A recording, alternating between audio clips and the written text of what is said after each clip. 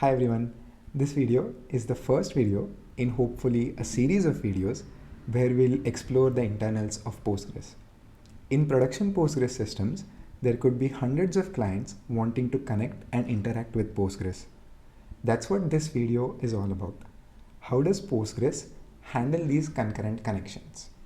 Let's try to first understand how this works conceptually. Postgres works on a client-server model. At a high level, there is a Postgres server which is running an infinite loop listening for connections, and the clients try to connect to this server. Here, even though I'm showing just one client, there could be many clients wanting to connect to the server. When the clients send connection requests, the Postgres server immediately forks another backend process.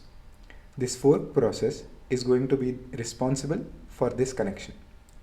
All the queries that this client wants to execute are going to be handled by this fork process. One detail here, when clients connect to the Postgres server, they connect to a socket. When Postgres forks a new process, this socket is copied to that new process's address space.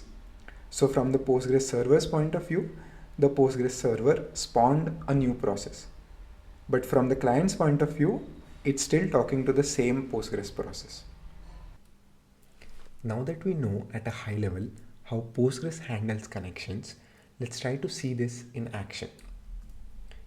Here I have a couple of Docker files with me that I'm going to use for this demo.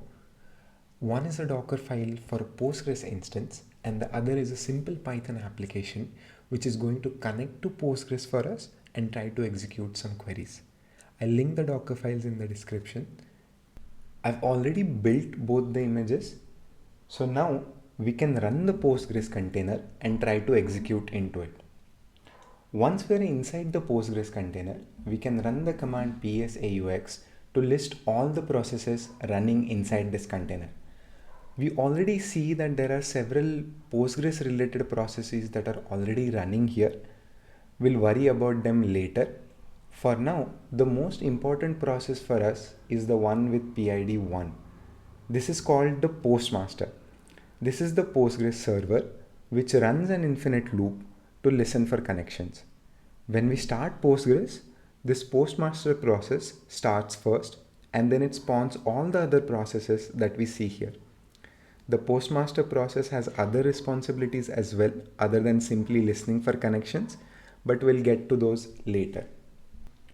Now, let's switch to another terminal here and try to connect to the Postgres server. We'll do this using the Python application. It's a simple application that tries to connect to Postgres, wait for 30 seconds, and then exit. Let's run it. Now that the Python application has connected to Postgres, let's hop back to the Postgres terminal and run psaux again to see what changed. Now, we see a new entry here. The Postgres server spawned a new process to handle the connection from the Python application. Let's try to interpret the name of the process. This right here is the prefix given to all the processes spawned by the postmaster. This is the name of the user who connected to the Postgres server. This is the name of the database to which they connected. This is the host and port of the client. And this is the state of the connection. Currently, the connection is not doing any work, hence we see the state as idle. Let's now run a dummy query to see what happens when the connection is actually doing some work. Again, we are going to use the Python application to do this. This is going to run a dummy select command for some time. Now, in the server terminal, we see the connection state change from idle to select. This process is now actually doing some work for the client. If we open another terminal and try to connect to Postgres again, we are going to see one more process here. For every single connection, the postmaster is going to spawn a new process which is going to handle the requests coming from that client. Once the connection is terminated, the process is going to be killed. Think about what this means. On the database server, for each active connection, there will be a process with its own virtual memory and the context switching and overhead that comes with it. This has real practical implications when we think about scaling Postgres. If we have hundreds of connections connecting to the Postgres server, it's going to hamper its performance. But that doesn't mean we can't scale using Postgres. Recently, OpenAI published a blog where they showed how they scaled to 800 million users using Postgres. Postgres can certainly be scaled if the system is designed well. To mitigate this issue of having a lot of connections hamper performance, we can do a couple of things. We can set a few configurations in Postgres, and we can use a connection pooler like pgbouncer. If we want to think of Postgres at scale, we would want to be aware of a few parameters related to connections. We can see them in Postgres docs. The max connections parameter is the maximum number of client connections that the Postgres server will accept. When this limit is hit, new clients get an error saying that there are too many connections.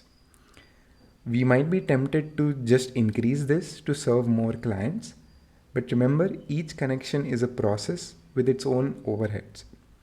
Raising it blindly doesn't scale. There's another parameter called superuser reserved connections, which is just the number of connections reserved for super users so that they can log into the server in case something goes wrong.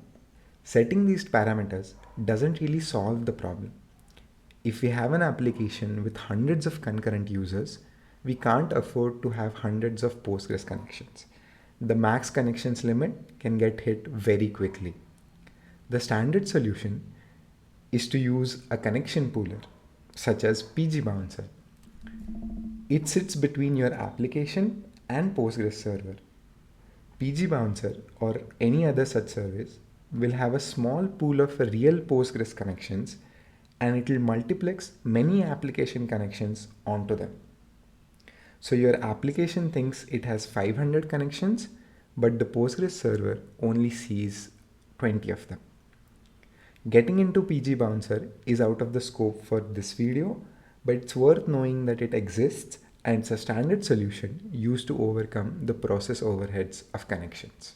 Let's now actually look at the Postgres source code. Here, I am in the postmaster.c file, and right at the top, we see it commented that Postmaster forks a new backend process to handle a connection. And if we scroll down to somewhere right around here, we see the server loop. This is the infinite loop that runs to accept connections. And these are the two lines where the connection is actually accepted. We can also look at this backend startup function, which is defined in the same file. So let's scroll down to the backend startup function. So there's a bunch of allocations and setups that are happening before the process is actually launched. And the process is launched in this function, the postmaster child launch function. This function sits in this file called launch backend. Let's go to that file, and this postmaster child launch function is just a wrapper on the Linux fork system call. To summarize, we saw that the postmaster, which is the Postgres server, runs an infinite loop to accept incoming connections. Each client connection gets its own backend process that handles requests from it. And to scale this process per connection model, we use a connection pooler like pgbouncer. That's all for this video, and I'll see you in the next video.